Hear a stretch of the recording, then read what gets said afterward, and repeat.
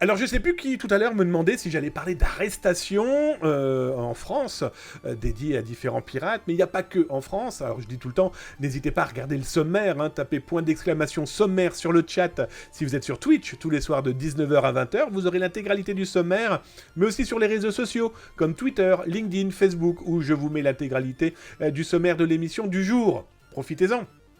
Alors c'est pas très tôt, je suis d'accord avec vous, pour preuve, l'émission de ce soir a été terminée quasiment 15 minutes avant le live. Bah oui, j'ai une vie quand même à côté, j'ai un métier quand même à côté, etc., etc. Et donc des fois, c'est pas toujours aussi simple que ça de vous proposer, en tout cas, un vrai contenu. En tout cas, si vous êtes là, c'est que ça vous plaît, donc profitez. Alors, justement, je ne sais plus qui m'en parlait, mais donc, arrestation, eh bien oui, il y a des arrestations, c'est d'ailleurs l'une des questions que je me pose dans un article que je diffuserai demain sur zatas.com. La France est-elle un pays de pirates informatiques? Pourquoi je dis ça? Janvier... Alors ça c'est pour les plus anciens. Janvier n'a rien à voir avec le film. Bref, au mois de janvier, on a un instigateur d'une boutique pirate, d'un black market, jugé, qui était un spécialiste de la cybersécurité de l'ouest de la France. Bim, prison. Jugement.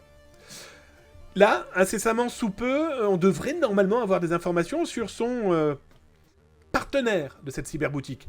Un mec du côté de l'ouest de la France, pardon, lui aussi, jugé, qui faisait et qui instiguait dans cette cyberboutique de vente de drogue. Voilà. Quelques jours plus tard, nouvelle arrestation, cette fois-ci de 3 Français, dont un spécialiste de la cybersécurité, participant à du phishing. Il a quand même été escroqué, pardon du terme, cet enfoiré, un grand-père de plus de 80 ans pour lui voler plus de 20 000 euros dans un phishing. Ok, guys, ton salaire n'est pas suffisant? C'est fou. Et là, qu'est-ce qu'on apprend? Eh bien, on a 2 frangins qui viennent d'être arrêtés par les autorités françaises. Alors d'ailleurs, je vais vous mettre la capture écran de la police nationale française, qui a donc arrêté 2 frangins qui sont accusés d'avoir escroqué une grande plateforme de crypto-monnaie. Alors, les autorités parlent quand même d'un préjudice de quasiment 10 millions de dollars, exactement 9,5 millions de dollars, ce qui n'est pas rien. Lors de l'interpellation des 2 individus et la convocation devant la justice, 210 000 euros en crypto-monnaie ont été saisis. Alors pourquoi je trouve ça fou? L'un d'eux a dit oui, mais attendez, moi je suis un white hat. Moi j'ai voulu faire ça pour les alerter. Je pense que moi ça fait plus de 30 ans que je suis dans ce secteur-là, que je m'intéresse à la cybercriminalité, que j'essaye de trouver des solutions pour la combattre, pour vous et moi, utilisateurs lambda.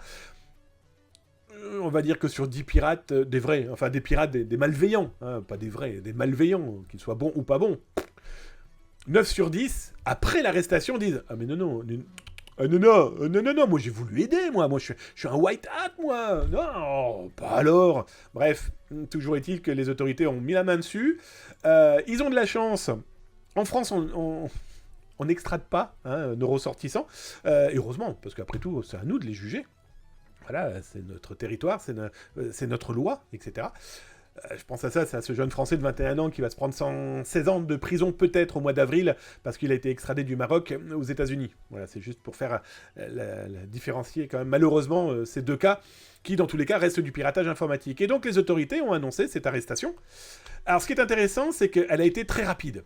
Il faut être très clair, les autorités, là, dernièrement, ont quand même arrêté pas mal de monde. Regardez, on continue avec... Est-ce que la France est un pays de pirates? Regardez la semaine dernière, la gendarmerie et la première DPJ de Paris qui arrêtent quand même des mecs et une dame qui faisaient du piratage de téléphone portable dans les rues avec du matériel qui, normalement, n'est accessible qu'aux services de renseignement et de sécurité de pays. D'accord? Bref. Toujours est-il que cette action-là aussi a été très rapide. Alors, elle a été très rapide grâce à des chercheurs, dont celui-ci, qui a très vite remonté, en fait, les pirates, le détournement de l'argent, et donc, bien sûr, aux adresses. C'est ce qui a permis, bien sûr, vous l'aurez compris, de pouvoir remonter, à ces présumés pirates informatiques. Tant qu'ils n'ont pas été jugés, on n'en sait pas beaucoup plus. Toujours est-il que ça, c'est le tableau qu'a fait ce chercheur en cybersécurité pour les remonter. Bon, on peut remarquer qu'aujourd'hui, la crypto-monnaie n'est pas tant que ça, cette possibilité de se planquer, de se cacher. Ça, on le sait depuis très très longtemps.